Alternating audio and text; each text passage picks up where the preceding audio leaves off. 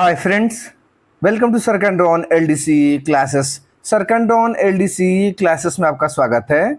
आज हम लोग इस क्लास में जो है railway servants discipline and appeal rule से रिलेटेड कुछ इंपॉर्टेंट ऑब्जेक्टिव क्वेश्चंस देखेंगे जो हमारे एग्जाम के पॉइंट ऑफ व्यू से बहुत इंपॉर्टेंट है। तो आइए क्लास शुरू करते हैं। क्वेश्चन नंबर 1 है, railway servants discipline and appeal rules किस वर्ष के हैं? Answer will be option C 1968। कहता है रेलवे सर्वेंट्स एंड डिसिप्लिन जो अपील रूल्स है वो किस वर्ष आया था? तो यह जो है 1968 में 1968 में आया था। सी आपका राइट आंसर होगा। क्वेश्चन नंबर सेकेंड है, डी एंड ए रूल्स किस तारीख से प्रभावित हुए हैं? Answer will be option B 1 अक्टूबर 1968। कहता है डी ए जो रूल्स होता है वो किस तारीख से लागू है? तो 1 अक्टूबर 1968 से। बी आपका राइट आंसर है। देखिए क्वेश्चन एग्जाम में पूछे भी गए हुए हैं। क्वेश्चन नंबर 3 है, रेलवे सर्वेंट्स को 48 घंटे से अधिक कस्टडी में रखने पर क्या होगा? Answer will be option C deemed suspension. कहता है अगर किसी रेलवे सर्वेंट्स को 48 घंटे से अधिक कस्टडी में रखा जाता है तो उसको हम लोग डीम्ड सस्पेंशन कहते हैं। सी आपका राइट आंसर होगा। क्वेश्चन नंबर 4 है, सस्पेंशन ऑर्डर कितने दिनों के बाद रिव्यू किया जाना आवश्यक है? Answer will be option C 90 days. कहता है सस्पेंशन जो ऑर्डर होता है वो 90 दिनों के बाद जो है, मतलब 90 दिनों के अंदर जो है उसको रिव्यू करना अनिवार्य होता है। सी आपका राइट आंसर है। क्वेश्चन नंबर 5 है, सस्पेंशन की एक बार की एक्सटेंशन अधिकतम कितनी हो सकती है? Answer will be option C 180 days. कहता है सस्पेंशन जो होता है उसका एक्सटेंशन हम लोग एक बार में अधिकतम 180 दिन का कर सकते हैं। सी आपका राइट आंसर है। क्वेश्चन नंबर 6 है, निम्न में कौन सी माइनर पेनाल्टी है? तो जो ऑप्शन दिए गए उसके अकॉर्डिंग सेंसर जो होगा आपका माइनर पेनाल्टी होगा। वहीं आपका रिमूवल, डिसमिसल, कंपल्सरी रिटायरमेंट ये सब मेजर पेनाल्टी के कैटेगरी में आते हैं। क्वेश्चन नंबर 7 है, निम्न में कौन सी मेजर पेनाल्टी है? तो यहाँ जो ऑप्शन दिए गए इसके अकॉर्डिंग जो डी होगा वो आपका राइट आंसर होगा सभी के सभी। जैसे कर निम्न से कौन मेजर पेनाल्टी है, तो यहाँ जो आंसर होगा रिमूवल फ्रॉम सर्विस, यह मेजर पेनाल्टी के कैटेगरी में आता है। वहीं सेंसर है, रिकवरी ऑफ लॉस है, प्रिविलेज पास रोकना, ये सब माइनर पेनाल्टी है, लेकिन वहीं सर्विस से रिमूव करना ये मेजर पेनाल्टी के कैटेगरी में आता है। सो डी आपका राइट आंसर होगा। क्वेश्चन नंबर 8 है, डिसमिसल फ्रॉम सर्विस का सामान्य प्रभाव क्या है? Answer will be option C future employment के लिए डिस्क्वालिफिकेशन। कहता है अगर आपको सर्विस से डिसमिसल किया जाता है तो इसका मतलब हुआ कि आपको भविष्य में फ्यूचर जो एम्प्लॉयमेंट होता है, भविष्य में जो रोजगार की संभावनाएं हैं उसके लिए आपको डिस्क्वालीफाई माना जाएगा। सी आपका राइट आंसर है। क्वेश्चन नंबर 9 है, मेजर पेनाल्टी लगाने के लिए सामान्यतः कौन सा रूल लागू होता है? तो आपका जो आंसर है वो सी है रूल 9। कहने का मतलब मेजर पेनाल्टी जो है रूल 9 द्वारा लागू किए जाते हैं। सी आपका राइट आंसर होगा। क्वेश्चन नंबर 10 है, डिफेंस स्टेटमेंट प्रस्तुत करने के लिए सामान्यतः कितने दिन दिए जाते हैं? आंसर होगा आपका बी 10 डेज। कहता है डिफेंस को स्टेटमेंट देने के लिए 10 दिनों का समय मिलता है। बी आपका राइट आंसर है। क्वेश्चन नंबर 11 है, इंक्वायरी में रेलवे सर्वेंट को असिस्टिंग रेलवे सर्वेंट की सुविधा दी जा सकती है? आंसर होगा ऑप्शन सी हाँ। कहता है इंक्वायरी में जो रेलवे सर्वेंट होते हैं उनको असिस्टिंग रेलवे सर्वेंट की सुविधा मिलती है। सी आपका राइट आंसर होगा। क्वेश्चन नंबर 12 है, माइनर पेनाल्टी प्रोसीड्यूर किस रूल में आता है? तो माइनर पेनाल्टी आपका रूल 11 में आता है। सी आपका राइट आंसर है। क्वेश्चन नंबर 13 है, इंक्रीमेंट 3 वर्ष से अधिक रोकने का प्रस्ताव हो तो क्या आवश्यक हो सकता है? तो आपका आंसर होगा सी रूल 9 के अनुसार इंक्वायरी। कहता है किसी कर्मचारी का इंक्रीमेंट 3 वर्ष से अधिक रोकने का अगर प्रस्ताव हो तो उसके लिए जो रूल 9 के अनुसार उसका इंक्वायरी होना अनिवार्य होता है। सी आपका राइट आंसर है। क्वेश्चन नंबर 14 है, इंक्रीमेंट को कम्युलेटिव इफेक्ट से रोकने पर क्या आवश्यक है? आंसर होगा ऑप्शन बी इंक्वायरी। कहता है इंक्रीमेंट को कम्युलेटिव इफेक्ट से रोकने पर क्या आवश्यक है? तो इसके लिए इंक्वायरी अनिवार्य होता है। बी आपका राइट आंसर है। क्वेश्चन नंबर 15 है, रूल 14 किससे संबंधित है? तो रूल 14 जो है स्पेशल प्रोसीड्यूर से संबंधित है। सी आपका राइट आंसर है। क्वेश्चन नंबर 16 है, क्रिमिनल कन्विक्शन के आधार पर पेनाल्टी किस रूल के स्पेशल प्रोसीड्यूर में आ सकती है? आंसर होगा ऑप्शन बी, रूल 14 में। कहता है क्रिमिनल कन्विक्शन के आधार पर जो पेनाल्टी होता है वह रूल 14, रूल 14 के स्पेशल प्रोसीड्यूर में आता है। बी आपका राइट आंसर है। क्वेश्चन 17 है, अपील की सामान्य लिमिटेशन कितनी है? तो आंसर होगा सी, 45 डेज। कहता है अपील का जो लिमिटेशन है, जनरल लिमिटेशन, वो 45 दिनों का है। सी आपका राइट आंसर है। क्वेश्चन नंबर 18 है, रूल 17 किससे संबंधित है? तो rule 17 orders against which no appeal lies से संबंधित है। सी आपका राइट आंसर है। क्वेश्चन नंबर 19 है, अपील में अपेलेट अथॉरिटी किन बातों को देखती है? तो आंसर होगा ऑप्शन डी, उपरोक्त सभी। प्रोसीड्योर फॉलोड हुआ या नहीं ये देखा जाता है। फाइंडिंग एविडेंस से सपोर्टेड है या नहीं ये देखा जाता है। पेनाल्टी एडिक्वेट या इनएडिक्वेट या सेवर है या नहीं, ये सब के सब देखे जाते हैं। ठीक है ना। सो डी आपका राइट आंसर होगा। क्वेश्चन नंबर 20 है, रिवीजन किस रूल में आता है? तो रिवीजन आपका रूल 25 में आता है। सी आपका राइट आंसर है। क्वेश्चन 21 है, डी एंड ए रूल्स किन रेलवे सर्वेंट्स पर लागू नहीं होते हैं? तो आपका आंसर जो होगा ऑप्शन डी, बी एंड सी दोनों पे नहीं लागू होता था। बी में आपका कॉजुअल एम्प्लॉयमेंट वाला व्यक्ति हो या ऑल इंडिया सर्विस मेंबर हो, इन पे डी रूल्स लागू नहीं होता है। सो डी आपका राइट आंसर होगा। ठीक है ना। कहने का मतलब कॉजुअल जो एम्प्लॉयमेंट वाला व्यक्ति होता है या ऑल इंडिया सर्विस मेंबर्स होते हैं उस पर लागू नहीं होता है। सो डी आपका राइट आंसर है। क्वेश्चन 22 है, आरपीएफ मेंबर पर ये रूल सामान्यतः लागू होते हैं? आंसर होगा ऑप्शन बी, नहीं, आरपीएफ मेंबर पर ये रूल लागू नहीं होते हैं। बी आपका राइट आंसर है। क्वेश्चन नंबर 23 है, रूल 13 किससे संबंधित है? तो रूल 13 जो है कॉमन प्रोसीडिंग से संबंधित है। सी आपका राइट आंसर है। क्वेश्चन नंबर 24 है, कॉमन प्रोसीडिंग किनके विरुद्ध हो सकती है? आंसर होगा ऑप्शन बी, 2 या अधिक रेलवे सर्वेंट्स के विरुद्ध। कहता है कॉमन प्रोसीडिंग जो होता है 2 या अधिक रेलवे सर्वेंट्स के विरुद्ध हो सकता है। बी आपका राइट आंसर है। क्वेश्चन 25 है, कॉमन प्रोसीडिंग का ऑर्डर कौन कर सकता है? तो आंसर होगा ऑप्शन बी, प्रेसिडेंट या कॉम्पिटेंट अथॉरिटी। कहता है कॉमन प्रोसीडिंग का जो ऑर्डर होता है वो प्रेसिडेंट या कॉम्पिटेंट अथॉरिटी करते हैं। बी आपका राइट आंसर है। क्वेश्चन 26 है, रूल 17 के अनुसार निम्न में किसके विरुद्ध अपील नहीं होती है? आंसर होगा ऑप्शन डी, उपरोक्त सभी। प्रेसिडेंट का ऑर्डर हो, इंटरलोक्यूटरी ऑर्डर या सस्पेंशन को छोड़कर, इंक्वायरी अथॉरिटी का इंक्वायरी कोर्स ऑर्डर को छोड़कर। आपका डी जो होगा राइट आंसर होगा। क्वेश्चन में रिपीट करता है, कहता है रूल 17 के अनुसार निम्न में किसके विरुद्ध अपील नहीं हो सकती है? तो कहता है प्रेसिडेंट का ऑर्डर है तो उनके विरुद्ध ये अपील नहीं होगा। इंटरलोक्यूटरी ऑर्डर हो, सस्पेंशन को छोड़कर इनके विरुद्ध भी नहीं अपील होता है। इंक्वायरी अथॉरिटी का इंक्वायरी कोर्स ऑर्डर हो, इनके विरुद्ध भी अपील नहीं होता है। सो डी आपका राइट आंसर है। क्वेश्चन नंबर 27 है, सस्पेंशन ऑर्डर के विरुद्ध अपील की जा सकती है? आंसर होगा ऑप्शन बी, हाँ, सस्पेंशन ऑर्डर के विरुद्ध आप अपील कर सकते हैं। सो बी आपका राइट आंसर है। क्वेश्चन नंबर 28 है, अपील की लिमिटेशन किस रूल में है? आंसर होगा ऑप्शन सी, रूल 20। अपील का जो लिमिटेशन होता है रूल 20 में है। सी आपका राइट आंसर है।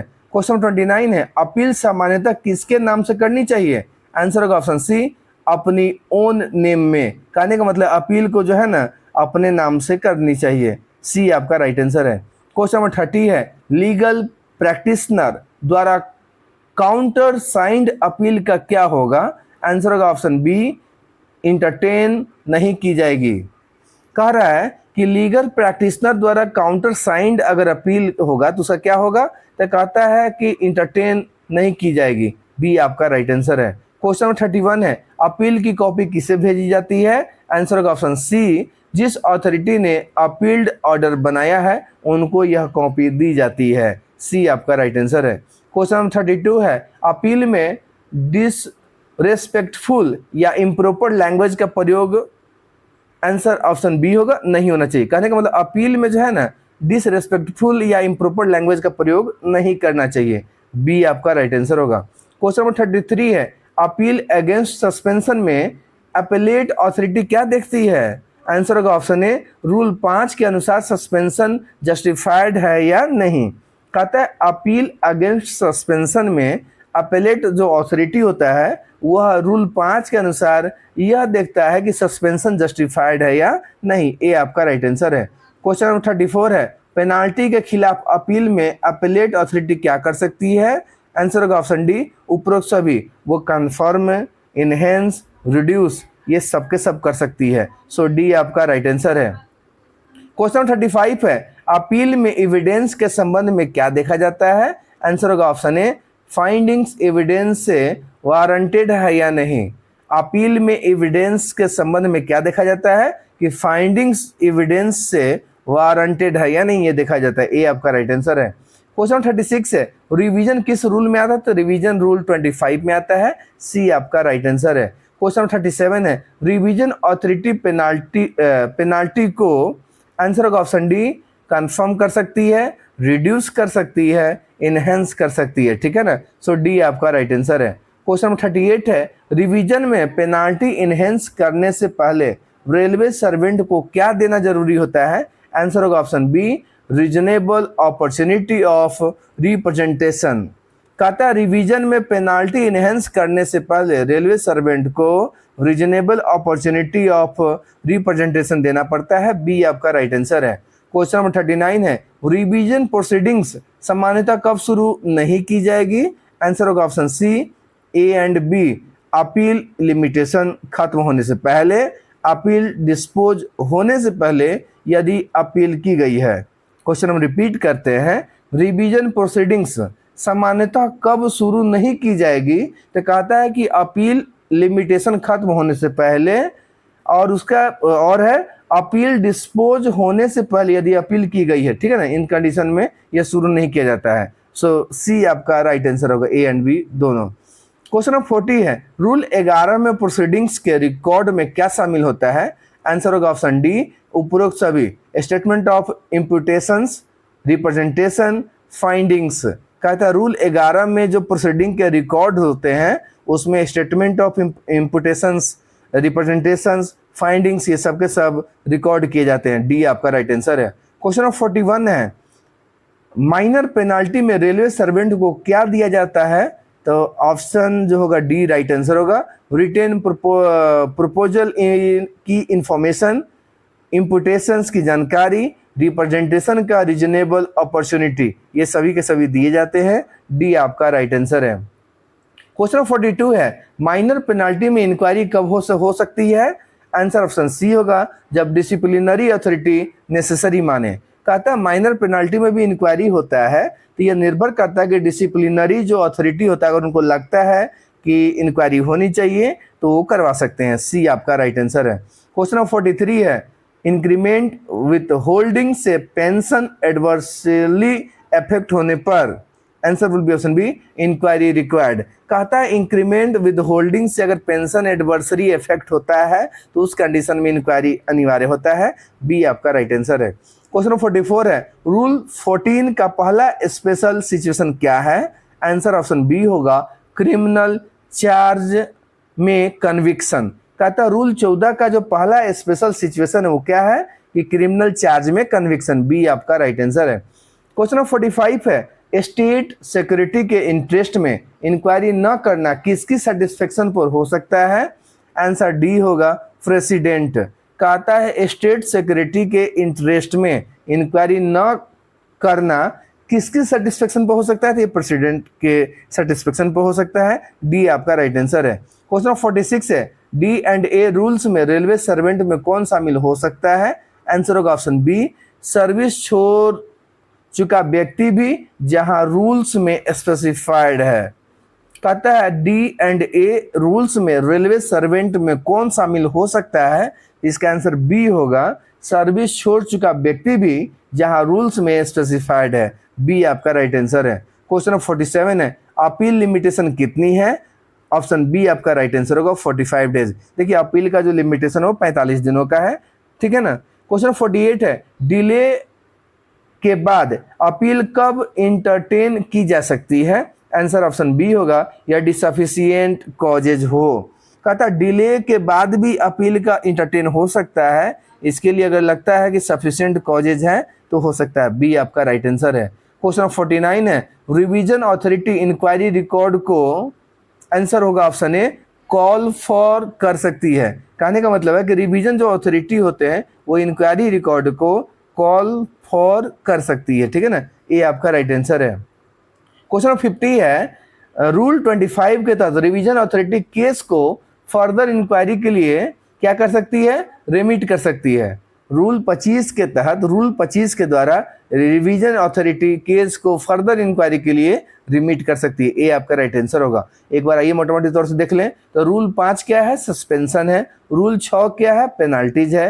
रूल 9 क्या है, मेजर पेनाल्टी इंक्वायरी है। रूल 11 क्या है, माइनर पेनाल्टी है। रूल 13 क्या है, कॉमन प्रोसीडिंग्स है। रूल 14 क्या है, स्पेशल प्रोसीड्यूर है। रूल 17 क्या है, नो अपील है। रूल 18 क्या है, अपील लाइज है। रूल 20 क्या है, 45 डेज का लिमिटेशन है। रूल 22 क्या है, कंसिडरेशन ऑफ अपील है। रूल 25 क्या है, रिवीजन है, ठीक है ना। मोटा मोटी तौर से डीआरएस के कुछ रूल्स हैं। रूल 1 में क्या है, शॉर्ट टाइटल है रेलवे सर्वेंट्स रूल्स 1968 है। यह लागू हुआ था 1 अक्टूबर 1968 को, इंपॉर्टेंट है। रूल 3 में क्या है, एप्लीकेशन है, सभी रेलवे सर्वेंट्स पर लागू है, कुछ एक्सेप्शन को छोड़कर, ठीक है ना। रूल 5 क्या है, सस्पेंशन है, सबसे इंपॉर्टेंट है। रूल 6 क्या है, पेनाल्टीज है, minor and major penalties. Rule 7 क्या है, डिसिप्लिनरी अथॉरिटी कौन पेनाल्टी इंपोज कर सकता है, ये रूल 7 में है। रूल 8 में क्या है, इंस्टीट्यूट प्रोसीडिंग्स है, डिसिप्लिनरी प्रोसीडिंग शुरू करने की अथॉरिटी है, ठीक है ना। रूल 9 क्या है, major penalty detailed inquiry procedure है। रूल 10 में क्या है, इंक्वायरी रिपोर्ट है, इंक्वायरी रिपोर्ट पर एक्शन है। रूल 11 क्या है, माइनर पेनाल्टी है, माइनर पेनाल्टी प्रोसीड्योर है। रूल 13 क्या है, कॉमन प्रोसीडिंग्स 2 या अधिक रेलवे सर्वेंट्स पे है, ठीक है ना। रूल 14 क्या है, स्पेशल प्रोसीड्योर है, 3 महत्वपूर्ण सिचुएशंस हैं, ठीक है ना इसमें। रूल 17 क्या है, नो अपील है, किन ऑर्डर्स के विरुद्ध अपील नहीं होगा, ये रूल 17 में है। रूल 18 क्या है, अपील लाइज है, किन ऑर्डर्स के विरुद्ध अपील होगा, ये रूल 18 में है। रूल 20 क्या है, अपील लिमिटेशन है 45 डेज का, रूल 20 में है। रूल 22 में क्या है, कंसिडरेशन ऑफ अपील है, अपीलेट अथॉरिटी क्या देखेगी, ठीक है ना, इससे संबंधित रूल 22 है। रूल 25 क्या है, रिवीजन है, रिवीजन पावर्स, ठीक है ना। रूल 5 में क्या है, सस्पेंशन है, सस्पेंशन हो सकता है जब डिसिप्लिनरी प्रोसीडिंग कंटेम्पलेट या पेंडिंग हो, सिक्योरिटी ऑफ स्टेट के हित के विरुद्ध एक्टिविटीज हो, क्रिमिनल ऑफेंस का केस इन्वेस्टिगेशन इंक्वायरी या ट्रायल में हो। देखिए कहता है कि जो रूल 5 के तहत जो सस्पेंशन होगा वो किन कंडीशनों में हो सकता है, तो कहता है कि सस्पेंशन हो सकता है जब डिसिप्लिनरी जो प्रोसीडिंग्स कंटेम्पलेट या पेंडिंग हो, सिक्योरिटी ऑफ स्टेट के विरुद्ध कोई एक्टिविटी हो, क्रिमिनल ऑफेंस का केस हो जो इन्वेस्टिगेशन इंक्वायरी या ट्रायल में हो, इन सभी सिचुएशन में जो सस्पेंशन होता है वो हो सकता है। इसमें अगला क्या है, अगर कोई कस्टडी 48 आवर्स से अधिक का हो उसमें डिम्ड सस्पेंशन होता है। कन्विक्शन ऑफ इम्प्रिजनमेंट अगर 48 आवर्स से अधिक हो उसमें भी डिम्ड सस्पेंशन होता है। सस्पेंशन ऑर्डर 90 डेज के बाद वैलिड नहीं रहेगा, इंपॉर्टेंट ध्यान में रखिएगा, जब तक रिव्यू करके एक्सटेंड ना किया जाए, ठीक है ना। सस्पेंशन ऑर्डर 90 दिनों के बाद वैलिड नहीं होता है जब तक उसको रिव्यू करके एक्सटेंड ना किया जाए। एक बार एक्सटेंशन 180 दिनों से अधिक नहीं हो सकता है, ध्यान में रखिएगा। रूल 6 क्या है, पेनाल्टीज है, माइनर पेनाल्टीज कहता है सेंसर है, प्रमोशन रोकना है, गवर्नमेंट या रेलवे को हुई प्रिकॉशनरी लॉस की रिकवरी है, प्रिविलेज पास पीटीओ को काटना है, पे टाइम स्केल में 1 स्टेज रिडक्शन है, maximum 3 years, without cumulative effect increment रोकना है। ये सब के सब माइनर पेनाल्टी के कैटेगरी में आते हैं, यहाँ से भी हमारे एग्जाम में क्वेश्चन बनते हैं। वही मेजर पेनाल्टी में जो है आइए देख ले, कहता है पे टाइम स्केल में रिडक्शन है, मेजर पेनाल्टी में आएगा। Lower time scale grade post service में रिडक्शन है, कंपलसरी रिटायरमेंट है, रिमूवल है, डिसमिसल है, ये सब के सब जो है मेजर पेनाल्टी के कैटेगरी में आते हैं। वही कहता है रिमूवल और डिसमिसल में अंतर होता है, ध्यान में रखिएगा। रिमूवल का मतलब होता है रिमूवल ऑर्डिनरली फ्यूचर गवर्नमेंट या रेलवे एम्प्लॉयमेंट से डिस्क्वालिफिकेशन है, जबकि डिसमिसल ऑर्डिनरली डिस्क्वालिफिकेशन है, ध्यान में रखिएगा। लोग रिमूवल और डिसमिसल को एक समझ लेता है, दोनों में अंतर है। रूल 9 में क्या है, मेजर पेनाल्टी इंक्वायरी है। मेजर पेनाल्टी लगाने से पहले सामान्यतः इंक्वायरी आवश्यक होता है, ठीक है ना।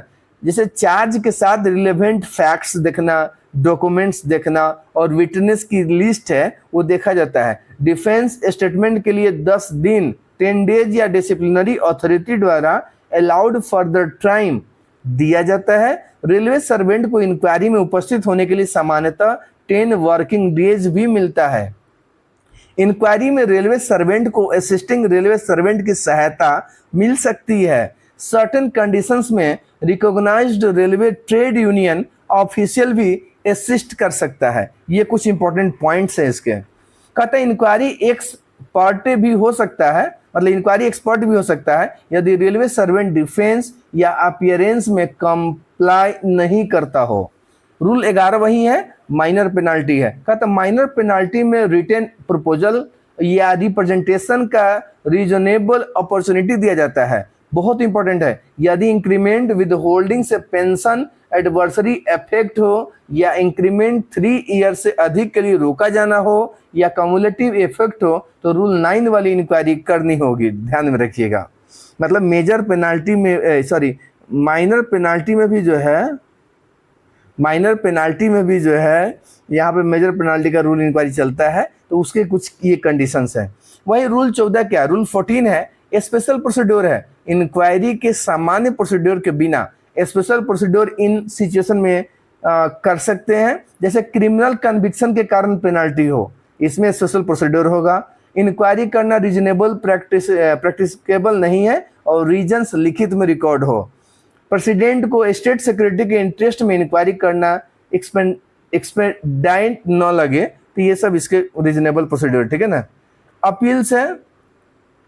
कहता रूल 17 प्रेसिडेंट का ऑर्डर, इंटरलोकेटरी ऑर्डर सस्पेंशन को छोड़कर और इंक्वायरी अथॉरिटी के इंक्वायरी कोर्ट्स ऑर्डर के विरुद्ध अपील नहीं किया जा सकता है, रूल 17 कहता है। रूल 18 कहता है सस्पेंशन और रूल 6 की पेनाल्टी सहित कई स्पेसिफाइड ऑर्डर के खिलाफ आप अपील कर सकते हैं, रूल 18 कहता है। रूल 20 कहता है 45 डेज का मिलता है। अपील सामान्यतः ऑर्डर की कॉपी मिलने की तारीख से 45 डेज के भीतर 45 दिन के भीतर आप कर सकते हैं। जब आपको ऑर्डर कॉपी मिलेगा उससे 45 दिनों के अंदर आप कर सकते हैं। सफिशिएंट कॉज होने पर डिलेड अपील इंटरटेन की जा सकती है, ठीक है, ध्यान में रखिएगा।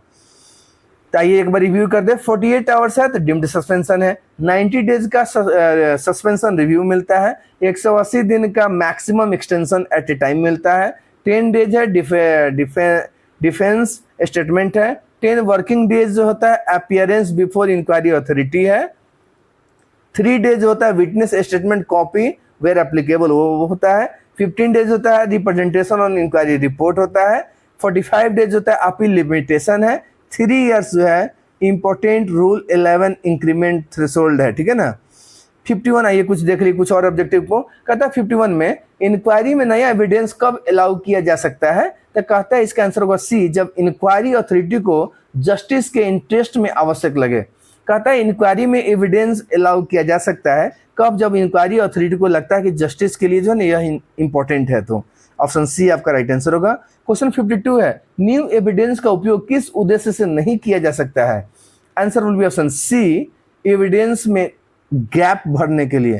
कहता है न्यू एविडेंस का उपयोग किस उद्देश्य से नहीं किया जा सकता है, अगर लगता है कि एविडेंस में गैप है उसको भरने के उद्देश्य से अगर किया जाना है तो यह नहीं किया जाएगा, सी आपका राइट आंसर है। क्वेश्चन नंबर 53 है डिसिप्लिनरी अथॉरिटी का केस क्लोज होने के बाद रेलवे सर्वेंट क्या करता है, आंसर होगा ऑप्शन बी, अपना डिफेंस ओरली या इन राइटिंग देता है। कहता है डिसिप्लिनरी अथॉरिटी का केस अगर क्लोज होता है उसके बाद रेलवे सर्वेंट अपना जो डिफेंस है वो ओरली या रिटन में देगा, बी आपका राइट आंसर है। क्वेश्चन नंबर 54 है ओरल डिफेंस स्टेटमेंट का रिकॉर्ड किससे साइन कराया जाता है, आंसर होगा ऑप्शन सी, रेलवे सर्वेंट से, ठीक है ना, सी आपका राइट आंसर होगा। क्वेश्चन 55 है रेलवे सर्वेंट द्वारा प्रोड्यूस्ड विटनेस को कौन क्रॉस एग्जामिन कर सकता है, आंसर होगा ऑप्शन बी, प्रेजेंटिंग ऑफिसर। कहता है रेलवे सर्वेंट अगर कोई विटनेस प्रोड्यूस करता है तो जो प्रेजेंटिंग ऑफिसर होता है वो उसको क्रॉस एग्जामिन कर सकता है, बी आपका राइट आंसर है। क्वेश्चन 56 है रेलवे सर्वेंट को अपने बिहाफ में स्वयं एविडेंस दे सकता है, आंसर होगा ऑप्शन सी, हाँ, रेलवे सर्वेंट अपने बिहाफ में स्वयं एविडेंस दे सकता है। सी आपका राइट आंसर है। क्वेश्चन 57 है, इंक्वायरी एक्सपर्ट कब हो सकती है? इंक्वायरी एक्सपर्ट कब हो सकती है? आंसर होगा ऑप्शन डी, उपरोक्त सभी डिफेंस स्टेटमेंट सबमिट न करने पर, इंक्वायरी अथॉरिटी के सामने अपीयर न होने पे, रूल कंप्लाई करने से रिफ्यूजल पर। इन सबों में जो है इंक्वायरी एक्सपर्ट हो सकता है, ठीक है ना। डी आपका राइट आंसर है। क्वेश्चन 58 है, इंक्वायरी रिपोर्ट में क्या शामिल होना चाहिए? आंसर होगा ऑप्शन ई, उपरोक्त सभी articles of charge, defence, evidence statement, findings and reasons, ये सब के सब जो इसमें शामिल होते हैं। ई आपका राइट आंसर है। क्वेश्चन 59 है, माइनर पेनाल्टी में रिटेन प्रपोजल किसे दिया जाता है? आंसर होगा ऑप्शन बी, रेलवे सर्वेंट को। क्वेश्चन नंबर 60 है, माइनर पेनाल्टी के मामले में डिसिप्लिनरी अथॉरिटी इंक्वायरी कब कराती है? आंसर होगा ऑप्शन सी, जब वह इंक्वायरी को नेसेसरी माने। माइनर पेनाल्टी में भी इंक्वायरी डिसिप्लिनरी अथॉरिटी कर सकती है जब उसको लगे कि अनिवार्य हो। सी आपका राइट आंसर है। क्वेश्चन 61 है, इंक्रीमेंट विदहोल्डिंग कितने वर्ष से अधिक हो तो रूल 9 इंक्वायरी जरूरी हो सकता है? आंसर होगा ऑप्शन सी, 3 ईयर्स। कहता है इंक्रीमेंट विदहोल्डिंग 3 साल से अधिक है तो उस कंडीशन में रूल 9 इंक्वायरी अनिवार्य हो जाता है, ठीक है ना। क्वेश्चन नंबर 62 है, इंक्रीमेंट विदहोल्डिंग कम्युलेटिव इफेक्ट से हो तो आंसर होगा ऑप्शन सी, रूल 9 मैनर में इंक्वायरी हो सकता है। कहता है इंक्रीमेंट विदहोल्डिंग कम्युलेटिव इफेक्ट करता हो रहा हो तो उसमें भी रूल 9 यहाँ पे लागू होता है। क्वेश्चन नंबर 63 है, माइनर पेनाल्टी प्रोसीडिंग्स के रिकॉर्ड में कौन सी चीज शामिल होती है? आंसर होगा ऑप्शन ई, उपरोक्त सभी representation, evidence, findings, orders with reasons, ये सब के सब माइनर पेनाल्टी प्रोसीडिंग्स में शामिल होते हैं। ई आपका राइट आंसर है। क्वेश्चन नंबर 64 है, कमीशन की एडवाइस एक्सेप्ट न करने पर क्या होता है? आंसर होगा option B, brief statement of reasons देना पड़ता है। बी आपका राइट आंसर है। क्वेश्चन नंबर 65 है, कॉमन प्रोसीडिंग्स कितने रेलवे सर्वेंट्स के लिए हो सकती है? आंसर होगा ऑप्शन बी, 2 या अधिक। देखिए कॉमन प्रोसीडिंग्स जो होता है 2 या अधिक रेलवे सर्वेंट के लिए हो सकता है। बी आपका राइट आंसर है। क्वेश्चन नंबर 66 है, कॉमन प्रोसीडिंग्स में डिसिप्लिनरी अथॉरिटी कौन स्पेसिफाई करता है? ऑप्शन होगा ऑप्शन बी, कॉमन प्रोसीडिंग्स का ऑर्डर करने वाला कंपिटेंट अथॉरिटी। बी आपका राइट आंसर है। क्वेश्चन नंबर 67 है, रूल 14 में स्पेशल प्रोसीड्यूर का एक आधार है, वो है सी, क्रिमिनल कन्विक्शन। कहता रूल 14 में स्पेशल प्रोसीड्यूर का एक आधार क्या है? क्रिमिनल कन्विक्शन है। सी आपका राइट आंसर है। क्वेश्चन नंबर 68 है, स्टेट सिक्योरिटी के इंटरेस्ट में इंक्वायरी न करना किसकी सेटिस्फेक्शन पर हो सकता है? इसका आंसर होगा प्रेसिडेंट। डी आपका राइट आंसर है। क्वेश्चन नंबर 69 है, रूल 17 में सस्पेंशन ऑर्डर के संबंध में क्या स्थिति है? आंसर होगा ऑप्शन बी, सस्पेंशन ऑर्डर के विरुद्ध अपील पॉसिबल है, ठीक है ना। बी आपका राइट आंसर है। क्वेश्चन 70 है, अपील की सामान्य लिमिटेशन पीरियड क्या है? तो 45 डेज होता है। बी आपका राइट आंसर है। क्वेश्चन नंबर 71 है, डिलेड अपील कब इंटरटेन हो सकती है? इसका आंसर होगा ऑप्शन बी, सफिशिएंट कॉज होने पर। बी आपका राइट आंसर होगा। क्वेश्चन नंबर 72 है, अपील किसके नाम से होनी चाहिए? इसका आंसर होगा ऑप्शन सी, अपेलेंट स्वयं, मतलब अपील जो होगा वो अपेलेंट स्वयं करेगा। सी आपका राइट आंसर है। क्वेश्चन नंबर 73 है, अपील में इम्प्रॉपर या डिसरिस्पेक्टफुल लैंग्वेज अलाउ नहीं होता है, नहीं करना चाहिए। बी आपका राइट आंसर है। क्वेश्चन 74 है, अपील की कॉपी मिलने के बाद ओरिजिनल अथॉरिटी को क्या करना है? आंसर होगा ऑप्शन सी, कमेंट्स और रिलेवेंट रिकॉर्ड के साथ अपीलेट अथॉरिटी को भेजना। सी आपका राइट आंसर है। क्वेश्चन 75 है, सस्पेंशन अपील में अपीलेट अथॉरिटी का क्या डिसाइड करती है? ऑप्शन होगा ऑप्शन ए, सस्पेंशन जस्टिफाइड है या नहीं ये देखती है, ठीक है ना। ए आपका राइट आंसर है। क्वेश्चन 76 है, पेनाल्टी अपील में अपीलेट अथॉरिटी एविडेंस के बारे में क्या देखती है? आंसर होगा ऑप्शन बी, फाइंडिंग्स एविडेंस से वारंटेड है या नहीं। बी आपका राइट आंसर है। क्वेश्चन 77 है, अपीलेट अथॉरिटी पेनाल्टी को क्या कर सकती है?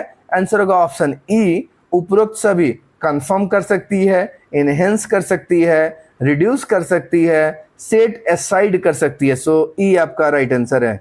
क्वेश्चन 78 है, अपीलेट अथॉरिटी केस को किसके पास रिमिट कर सकती है? आंसर होगा option C, A and B, उसी अथॉरिटी को या किसी अन्य अथॉरिटी को, किसी अन्य अथॉरिटी को या केवल नहीं, उसी अथॉरिटी को और किसी अन्य अथॉरिटी। कहने का मतलब क्वेश्चन हम रिपीट करते हैं, अपेलेट अथॉरिटी केस को किसके पास रिमिट कर सकती है, तो उसी अथॉरिटी को कर सकती है या किसी अन्य अथॉरिटी को कर सकती है। सो सी आपका राइट आंसर होगा।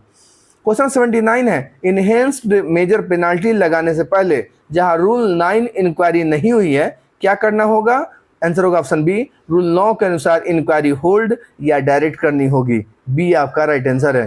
क्वेश्चन नंबर 80 है, इनहेंस्ड पेनाल्टी के खिलाफ अपेलेंट को क्या अपॉर्चुनिटी दी जानी चाहिए, आंसर होगा option B, reasonable opportunity of representation. B आपका राइट आंसर है।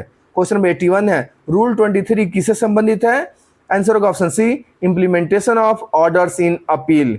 रूल 23 अपील में ऑर्डर के इम्प्लीमेंटेशन से है। सी आपका राइट आंसर है। क्वेश्चन 82 है, अपील में पास्ड ऑर्डर को कौन इंप्लीमेंट कर सकता है, आंसर होगा ऑप्शन सी, जिस अथॉरिटी ने ओरिजिनल ऑर्डर बनाया था। सी आपका राइट आंसर है। क्वेश्चन 83 है, नॉन गजेटेड रेलवे सर्वेंट को पर्सनल हियरिंग कौन दे सकता है, आंसर होगा ऑप्शन बी, अपीलेट अथॉरिटी यदि नेसेसरी माने। कहता है नॉन गजेटेड रेलवे सर्वेंट को पर्सनल हियरिंग जो है ना अपीलेट अथॉरिटी दे सकता है अगर उसको लगे तो। बी आपका राइट आंसर है। क्वेश्चन 84 है, group C railway servant dismissal, removal, compulsory retirement के बाद रिवीजन के लिए कितने दिनों में अप्लाई कर सकता है, आंसर होगा ऑप्शन सी, 45 डेज में। क्वेश्चन 85 है, ग्रुप सी के ऐसे रिवीजन एप्लीकेशन में किससे एडवाइस लेने का रिक्वेस्ट किया जा सकता है, आंसर होगा option C, railway rates tribunal से। कहता ग्रुप सी के ऐसे रिवीजन एप्लीकेशन में जो रेलवे रेट्स ट्रिब्यूनल्स होते हैं उनसे सजेशन लिया जा सकता है। सी आपका राइट आंसर है। क्वेश्चन नंबर 86 है, रूल 25 किससे संबंधित है, तो वो रिवीजन से संबंधित है। सी आपका राइट आंसर है। क्वेश्चन नंबर 87 है, रिवीजन अथॉरिटी इंक्वायरी का रिकॉर्ड, ऑप्शन ए होगा, कॉल फॉर कर सकती है। क्वेश्चन नंबर 88 है, रिवीजन अथॉरिटी पेनाल्टी को इनहेंस कर सकती है, आंसर होगा ऑप्शन बी, हाँ, रिवीजन अथॉरिटी पेनाल्टी को इनहेंस कर सकती है। क्वेश्चन नंबर 89 है, रिवीजन में पेनाल्टी इनहेंस करने से पहले, आंसर होगा option B, reasonable opportunity of representation देखा जाता है। बी आपका राइट आंसर है। क्वेश्चन नंबर 90 है, रिवीजन में रूल 9 इंक्वायरी कब जरूरी हो सकती है, आंसर होगा ऑप्शन ए, मेजर पेनाल्टीज के प्रपोज्ड इम्पोजिशन इनहेंसमेंट में स्पेसिफाइड सर्कमस्टांसेस में, ठीक है ना, ये आपका राइट आंसर है। क्वेश्चन 91 है, रिवीजन प्रोसीडिंग सामान्यतः अपील लिमिटेशन के, आंसर होगा ऑप्शन बी, समाप्त होने के बाद। कहता है रिवीजन प्रोसीडिंग सामान्यतः अपील लिमिटेशन के समाप्त होने के बाद जो है ना ये होता है। बी आपका राइट आंसर है। क्वेश्चन 92 है, यदि अपील प्रिफर्ड की गई हो तो रिवीजन सामान्यतः कब शुरू होगा, आंसर होगा ऑप्शन बी, अपील डिस्पोजल के बाद। कहता है अगर अपील प्रिफर्ड की गई हो तो ये अपील डिस्पोजल के बाद ये शुरू होता है। बी आपका राइट आंसर है। क्वेश्चन 93 है, रेलवे एक्सीडेंट पनिशमेंट रिवीजन के लिए ऊपर वाला रिस्ट्रिक्शन क्या है, तो ऑप्शन बी इसका राइट आंसर होगा, इसका एग्जेम्पशन है। कहता है रेलवे एक्सीडेंट पनिशमेंट जो होता है रिवीजन के लिए ऊपर वाला रिस्ट्रिक्शन इसका एग्जेम्पशन है। बी आपका राइट आंसर है। क्वेश्चन 94 है, रिवीजन एप्लीकेशन को किस तरह डील किया जाएगा, आंसर होगा ऑप्शन बी, अपील की तरह। रिवीजन एप्लीकेशन भी अपील की तरह देखा जाता है। क्वेश्चन 95 है, अपीलेट या रिवाइजिंग अथॉरिटी ने पहले ही अपील या केस पर ऑर्डर पास कर दिया हो तो उसी अथॉरिटी द्वारा रिवीजन नहीं किया जाएगा। बी आपका राइट आंसर है। क्वेश्चन 96 है, सामान्यतः पेनाल्टी इनहेंस या रिड्यूस करने वाली जो रिवीजन एक्शन की टाइम लिमिट क्या हो सकती है, आंसर होगा ऑप्शन बी, 6 मंथ या 1 ईयर, जैसा रूल में स्पेसिफाइड हो, ठीक है ना। बी आपका राइट आंसर है। क्वेश्चन 97 है, पेनाल्टी इंपोज या इनहेंस करने के लिए रिवीजन एक्शन की सामान्य सीमा क्या है, आंसर होगा ऑप्शन बी, 6 मंथ। कहता है पेनाल्टी इंपोज या इनहेंस करने के लिए जो रिवीजन एक्शन की समय सीमा है वो 6 महीने की है। बी आपका राइट आंसर है। क्वेश्चन 98 है, पेनाल्टी रिड्यूस या कैंसिल करने की जो सामान्य सीमा होती है वो क्या है, 1 साल का है, 1 ईयर का है। बी आपका राइट आंसर है। क्वेश्चन 99 है, रेलवे बोर्ड जीएम प्रेसिडेंट द्वारा रिवीजन में टाइम लिमिट के संबंध में क्या विशेष प्रोविजन है, आंसर होगा option C, specified higher authorities के लिए रिस्ट्रिक्शन नहीं, जैसा रूल में प्रोवाइड है। कहने का मतलब है कि जो रेलवे बोर्ड है या जीएम है, प्रेसिडेंट है, इनके लिए जो रिवीजन में जो टाइम लिमिट होता है इसका मतलब इसके लिए कोई रिस्ट्रिक्शन वगैरह नहीं है, ठीक है ना। सी आपका राइट आंसर है। क्वेश्चन नंबर 100 है, डी एंड ए रूल्स में सबसे महत्वपूर्ण एग्जाम सीक्वेंस कौन सा है? तो जो आंसर दिए गए उसके अकॉर्डिंग आपका जो आंसर होगा जी, उपरोक्त सभी। देखिए रूल 5 सस्पेंशन से संबंधित है, रूल 6 पेनाल्टीज है, रूल 9 मेजर पेनाल्टीज है, रूल 11 माइनर पेनाल्टीज है, रूल 20 अपील 45 डेज है, रूल 25 रिवीजन है। ठीक है ना, ये सब के सब सीक्वेंस सही है। सो जी आपका राइट आंसर है। एक बार इसको रिकॉल कर दे एक बार जो है। तो रूल 5 क्या है? सस्पेंशन है। रूल 6 पेनाल्टी है। रूल 9 मेजर पेनाल्टी है। रूल 11 माइनर पेनाल्टी है। रूल 13 में कॉमन है। रूल 14 स्पेशल है। रूल 17 में कोई अपील नहीं है। रूल 18 में अपील है। रूल 20 में 45 दिन का लिमिटेशन है। रूल 22 में अपील कंसिडरेशन है। रूल 23 में इम्प्लीमेंटेशन है। रूल 24 में नॉन गेजेटेड है और रूल 25 में रिवीजन है। ये कुछ इंपॉर्टेंट पॉइंट्स हैं डी एंड ए रूल से संबंधित। तो आज की क्लास में इतना ही रखते हैं। Thanks for watching the channel सर्कैंड्रॉन LDC क्लासेस।